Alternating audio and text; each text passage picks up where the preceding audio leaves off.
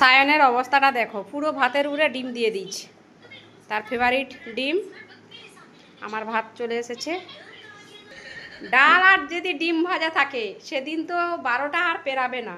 তাড়াতাড়ি ভাত দাও, তাড়াতাড়ি ভাত দাও। এই দেখো এখন ফোন দেখে দেখে এখন খাবে। এই ডিমটা পুরো কভার করে দিয়েছে। চলো, আমি এখন কোথায় আছি জানিস? কোথায়? বেটু, আমি এখন তুর্কিতে।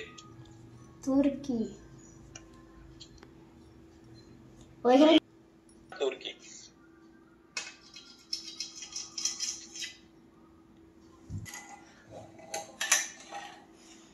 এই তো ব্রেকফাস্ট করে বসেছি।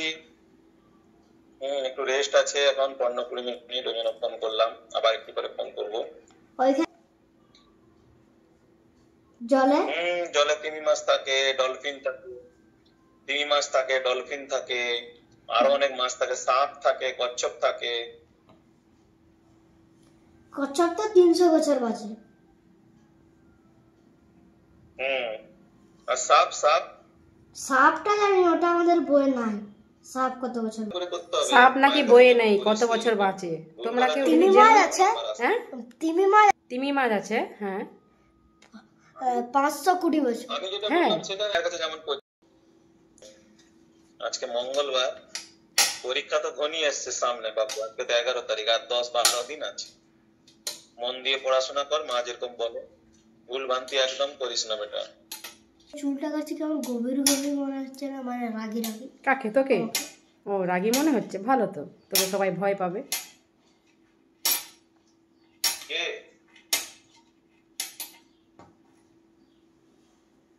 কি বলছিস? চুলটা যে কাটছে রাগে রাগে মনে হচ্ছে। কাকে? তোর চুলটা রাগি? বাবা প্রচুর রাগ তো, দেখে মনে হচ্ছে আমি কথা বলবোই মনে হয়, এত রাগ। হলো এখন বেটা সকালবেলা ব্রেকফাস্ট আমি করিনি, একদম ডাইরেক্ট লাঞ্চ করবো বলে ব্রেকফাস্ট করিনি। তো সকালবেলা উঠতে খুব অসুবিধা, হ্যাঁ মনে হয় একটু বেশি করে ঘুমালে ভালো লাগে নাকি? হ্যাঁ।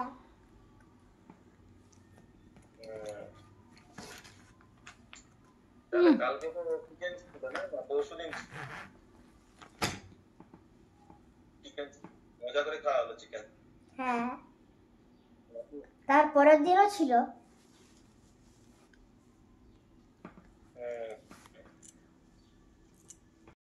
হ্যালো, কেমন আছে সবাই? আমি এখন রেডি হয়ে গেছি, বাজার যাব। আর ভীষণ কাশি হচ্ছে, শুকনো কাশি। সেই জন্য একটু ডক্টরকে দেখাবো, ওষুধ নিয়ে আসবো। আর সায়নের কি চকলেট ফকলেট কী সব রয়েছে, তার এগুলো দিতে হবে, কিনে দিতে হবে। চলো এখন যাই। আর সায়ন রেডি হয়ে গেছে, ও বাইরে দাঁড়িয়ে রয়েছে। এই যে চলে এসেছি, এই যে সায়নের কিটক্যাট, এটা তার খুব ফেভারিট। আর এই দেখো, খাসি মোটেও ছাড়ছে না। আমি যে কথা বলবো তোমাদের সঙ্গে শেয়ার করব সেটাও পাচ্ছি না। আর দেখো অরিও বিস্কুট নিয়েছে, ও খেতে খুব ভালোবাসে সায়ন খেতে। আমার ফেভারিট বিস্কুট। এই যে এটা তার ফেভারিট বিস্কুট, অরিও।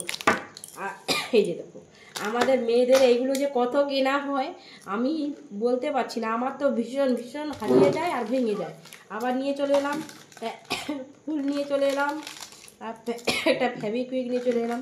তোমাদের হয়তো শুনতে অসুবিধা হবে, এত কাশি, আর তার মধ্যে তোমাদের সঙ্গে ভিডিও শেয়ার করছি।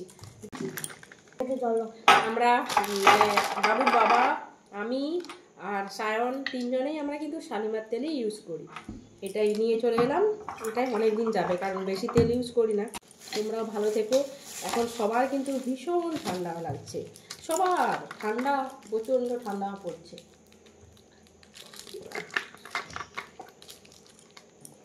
আজকে স্কুলে দিতে গেছিলাম, তারপরে আসার পথে বাজার থেকে এই যে মাছ নিয়ে এসেছি।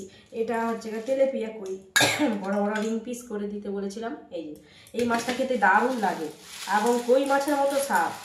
পুরো 1 কিলোর বেশি নিয়ে চলে এসেছি। এই যে দেখো, এত সুন্দর মাছটা, একদম টাটকা, সেই জন্য পুরো 1 কিলোর মতো নিয়ে চলে এসেছি মাছটা।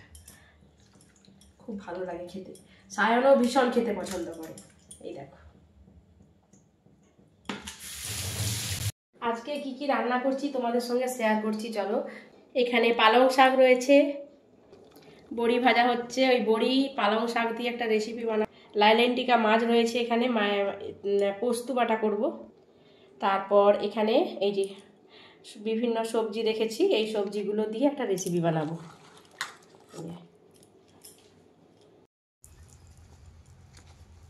সাদা জামা যতই আমরা পরিষ্কার করি না কেন, একবার যদি বাচ্চারা পরে স্কুলে যায়, মোটামুটি একবার পরলেই আবার নোংরা করে দেয়।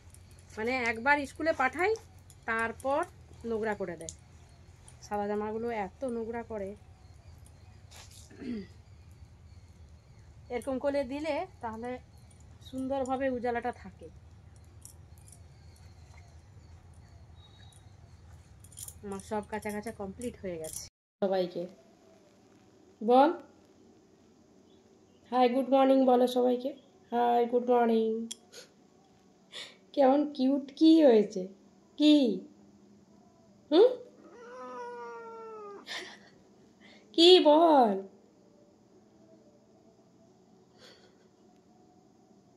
কি রে, মায়া ফেলে দিয়েছিস তুই? যতবার ই করছিস এই কোলে চলে আসতেছি, দেখো।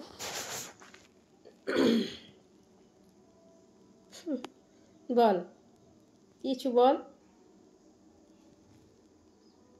শাকের ঘন্ট হবে, এখানে রুই মাছ দিয়ে এই পেঁপে দিয়ে একটা ঝোল বানাবো। আমাদের বাজারে রুই মাছটা বেশি আসে, সেই জন্য রুই মাছ নিয়ে আসি বেশি ভাবটাই। মাঝে চিংড়ি মাছ আসে, কিন্তু চিংড়ি মাছটা অতটা খাওয়া ভালো লাগে না, মানে কেমন একটা যেন লাগে। কিন্তু রুই মাছটা অনেকটাই ভালো লাগে। যে রান্না করছি, তারপর সায়নকে পড়াতে বসাবো, চলো।